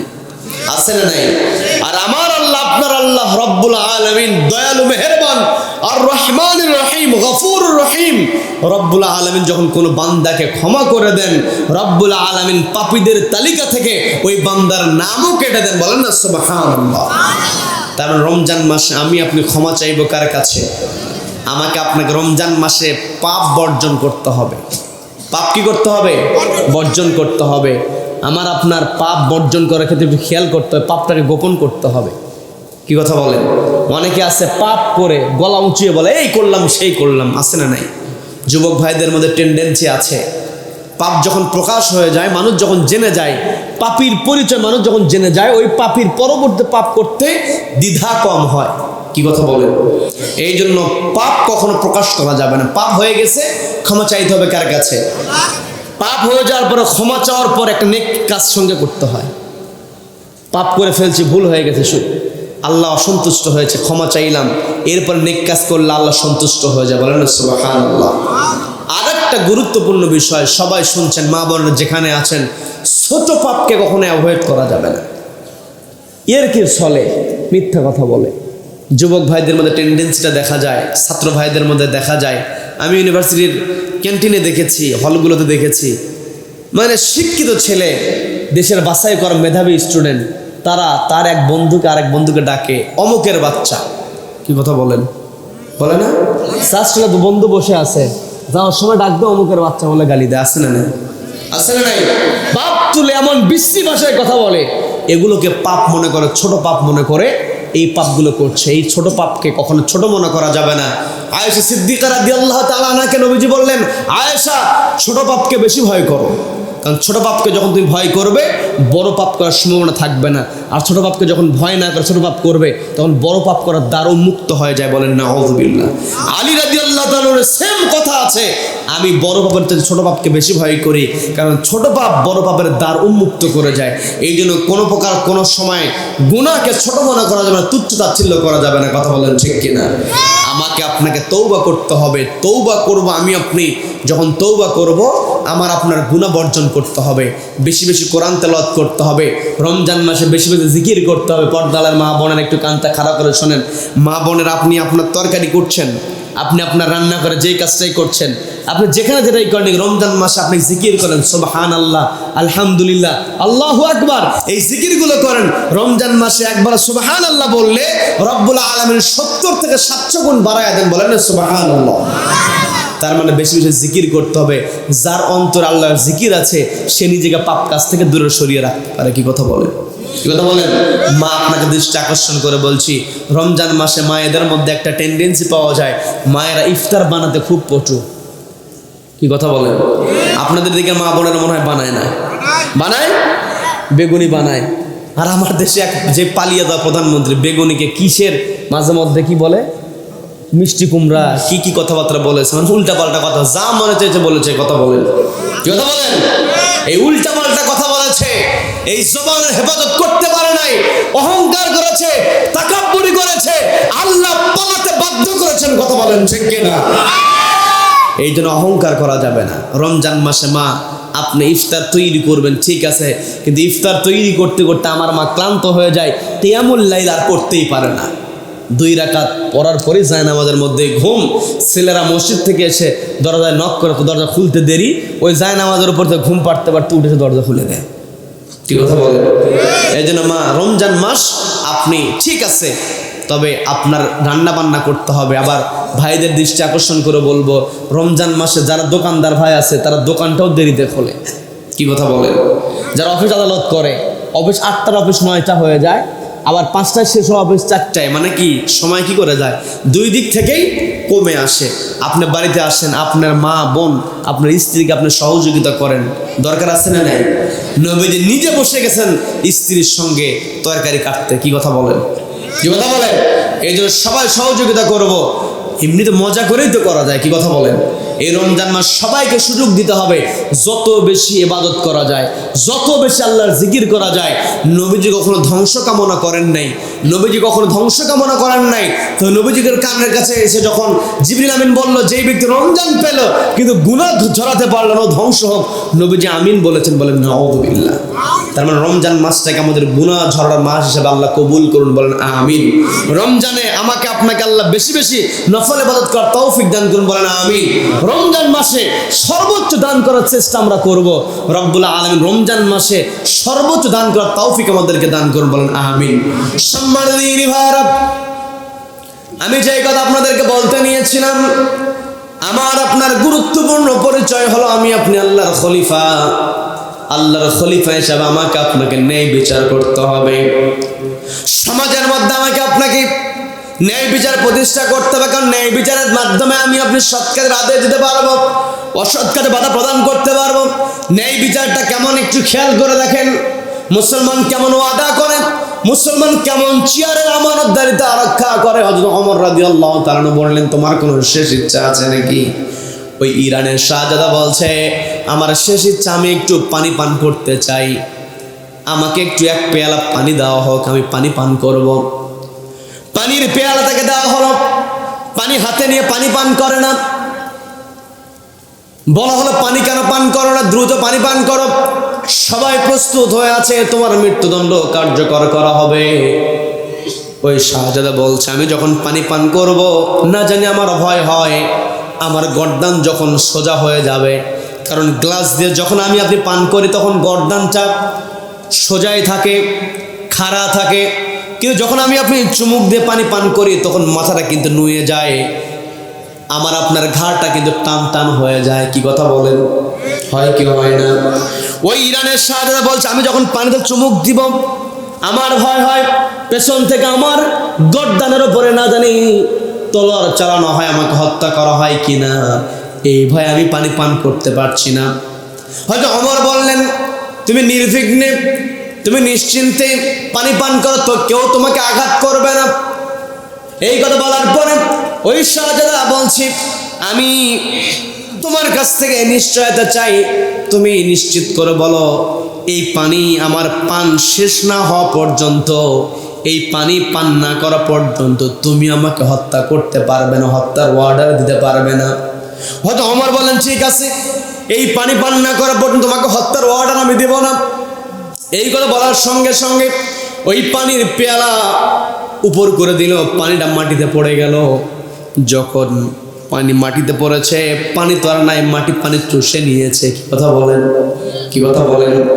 পানি যখন ওই মাটি চুষে নিয়েছে, হয়তো ওমর রাদিয়াল্লাহু তাআলার দিকে তাকিয়ে ইরানের শাহজাদা বলছে, তুমি আমাকে ওয়াদা দিয়েছো এই পানি পান না করা পর্যন্ত আমাকে হত্যার অর্ডার দেবে না। এখন তো পানি তো মাটিতে পড়ে গেছে, এই পানি তো আমি পান করি নাই, আমি এই পানি পান না করলে তুমি তো আমাকে হত্যার অর্ডার দিতে পারো না, তুমি ওয়াদা করেছো, এখন তুমি কি করো? দুষ্টামি কৌশল আছে না নাই? আছে না নাই? হয়তো ওমর রাদিয়াল্লাহু তাআলা রেগে গেলেন, রাগ আছে না নাই? সবাইকে বলতে পারে রাগ আছে না নাই? হয়তো ওমর রাদিয়াল্লাহু তাআলা রাগী মানুষ আমরা জানি, তবে তিনি যে সবসময় রাগান্বিত তা নয়। তিনি যে রাগে, এই রাগে হওয়ার কারণটা হলো, শক্ত হওয়ার কারণ হলো খুতবার সময় আমরা প্রতিনিয়ত শুনে থাকি আসাদুহুম ফি আমরিল্লাহি ওমর। ফি আমরিল্লাহ, আল্লাহর যেই বিধান আছে, আল্লাহর যেই আইন আছে, আল্লাহর যে নীতি আছে, এই নীতি বাস্তবায়নের ক্ষেত্রে ওমর হলো কঠিন। বলেন আল্লাহু আকবার, বলেন আল্লাহু আকবার। আল্লাহর বিধান বাস্তবায়নের ক্ষেত্রে আমাকে আপনাকে অবশ্যই কঠোর হতে হবে। কি কথা বলেন? নরম হয়ে অন্যায় দমন করা যায় না। আমার দেশে এই মুহূর্তে যারা অন্যায় করছে, এই অন্যায়গুলো থামাতে হলে শক্ত হতে হবে। নরম কথায় কখনো জানোয়ারদেরকে ঠান্ডা করা যায় না। কথা বলেন ঠিক কিনা? গোটা দেশের প্রত্যেকটা জায়গায় উচ্ছৃঙ্খলতা, কারণ হাজার হাজার কোটি কোটি লক্ষ লক্ষ টাকা ওরা আত্মসাৎ করে দেশটাকে বিশৃঙ্খলতার দিকে নিয়ে যাওয়ার চেষ্টা করছে। আমার দেশে বর্তমানে তার দায়িত্ব পালন করছে। শুধু নরম কথায় কথা বললে হবে না, গরমও হতে হবে। কি কথা বলেন, কি কথা বলেন? গরম হয়ে যারা এই দেশটাকে অকেজো করার চেষ্টা করবে, দেশের বিরুদ্ধে ষড়যন্ত্র করবে, এদেরকে সর্বোচ্চ শাস্তি দিতে হবে, দ্রুত শাস্তি দিতে হবে, সরাসরি অ্যাকশনে যেতে হবে। কথা বলেন ঠিক কিনা? ওমর রাদিয়াল্লাহু তাআলা তিনি শাস্তি বাস্তবায়নের ক্ষেত্রে কঠোর ছিলেন। আবার হয়তো ওমর মনে দয়া ছিল বলেই তো রাতের বেলা তিনি ঘুমাতে গিয়ে আর ঘুমাতে পারেন নাই। তার প্রজার কি অবস্থা তিনি শুনতে গিয়েছেন, দেখতে গিয়েছেন। দয়া না থাকলে কি এটা করা যায়? তারপর হয়তো ওমরের দয়া ছিল, তিনি অবশ্যই দয়ালু মানুষ ছিলেন, তবে আল্লাহর বিধান বাস্তবায়নের ক্ষেত্রে তিনি ছিলেন কঠোর। কি কথা বলেন, কি কথা বলেন? যে ওমর রাদিয়াল্লাহু তাআলা রেগে গেলেন, যে ওমরের রাগ তখনই হঠাৎ করে হয়তো ওমর নিজের বিবেক তার জাগ্রত হয়েছে। কারণ যার অন্তরে কোরআন আছে সে কখনো বিপদগামী হতে পারে, ভুল হতে নিলেও কোরআন তাকে ঠেকায়া দিবে। যার অন্তরে আল্লাহর ভয় আছে, ওয়াজিলাত কুলুবুহুম, আল্লাহর ভয় যার অন্তর কেঁপে ওঠে, ওই ব্যক্তি কখনো অন্যায় করতে পারে। ওমর রাদিয়াল্লাহু তাআলা নিজেকে কন্ট্রোল করলেন। তিনি চিন্তা করলেন, যেহেতু এখানে ইরানের শাহজাদা কৌশল করেছে, আর আমি তো মুসলমানদের খলিফা, মুসলমানদের প্রতিনিধি, আমি সর্বোচ্চ চেয়ারে বসে আমি তো ওয়াদা করেছি এই পানি পান না করা পর্যন্ত হত্যা করা যাবে না। কাজেই আমি যদি এখন তাকে হত্যা করে ফেলি, তাহলে মুসলমানদের বিরুদ্ধে প্রোপাগান্ডা চালানো হবে। মুসলমানদের ক্ষমতায় বসে তার ক্ষমতার অপব্যবহার করেছে, এই যে সুযোগ তারা নেবে। আবার আল্লাহ তো বলবেন যে তুমি ওয়াদা করেছো, এরপর তোমার ওয়াদা তুমি কেন রক্ষা করলে না? ওমর রাদিয়াল্লাহু তাআলা ওই শাহজাদাকে বললেন, তুমি মনে করেছো যে আমি তোমাকে আমার ক্ষমতা প্রয়োগ করে তোমাকে হত্যা করব না? যেহেতু আমি তোমাকে বলেছিলাম, মুসলিম হিসেবে আমি তোমাকে ওয়াদা দিয়েছিলাম এই পানি পান না করা পর্যন্ত তোমাকে হত্যা করা হবে না, যেহেতু এই পানি পান করার কোনো সুযোগ নাই, তোমাকে ক্ষমা করে দেওয়া হলো, তুমি চলে যাও, তুমি মুক্ত। বলেন আল্লাহু আকবার। এই কথা বলার পরও ইরানের শাহজাদা সে তখনও কি করে নাই, বিশ্বাস করতে পারে নাই। তার মনের মধ্যে তখনও ভয়।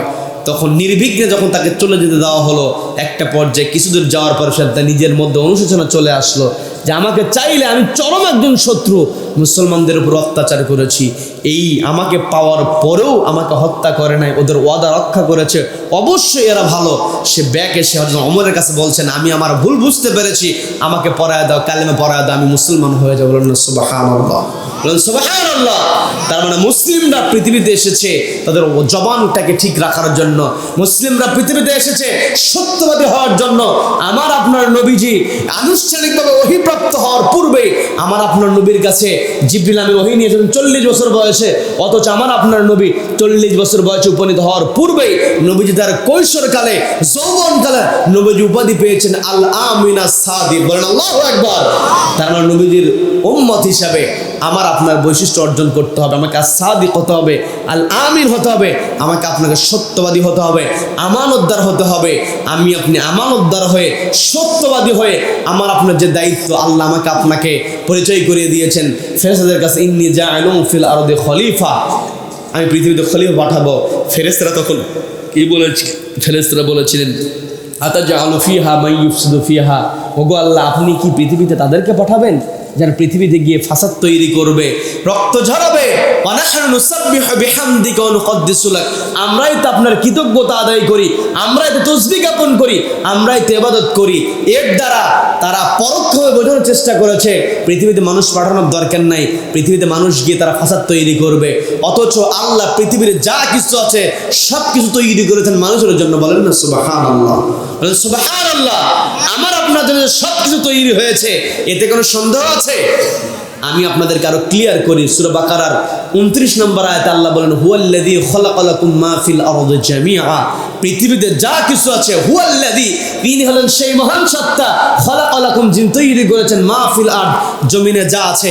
এখানে আলেম ওলামা বসে আছেন, মা ফিল আরদ এইটুক বলে যদি আল্লাহ শেষ করতেন অর্থটা পূর্ণতা পেত, কিন্তু আল্লাহ এই অর্থটাকে আরো গাঢ় করার জন্য, আরো স্ট্রংলি বোঝানোর জন্য আল্লাহ বলেন খালাকালাকুম মা ফিল আরদি জামিআ, পৃথিবীর যা আছে তার সমস্ত কিছু আমি তোমাদের জন্য তৈরি করেছি। বলেন না সুবহানাল্লাহ। তার মানে পৃথিবীর সব কিছু আল্লাহ আমাকে আপনাকে দিয়েছেন, আমার আপনার জন্য তৈরি করেছেন। একটাই কারণে আমি আপনি আল্লাহর গোলাম হিসেবে কার ইবাদত করব? সবাইকে বলতে কার ইবাদত করব? আর আল্লাহর খলিফা হিসেবে একটি কিতাব বাস্তবায়নের চেষ্টা করব। সেই কিতাবের নাম কি?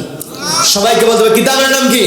তার মানে আজকের আলোচনা থেকে আমরা যেটা শুনতে পেলাম, বুঝতে পারলাম, সেটা হলো আমার আপনার একটা পরিচয়, আমি আপনি আল্লাহর গোলাম হিসেবে আল্লাহর ইবাদত করব।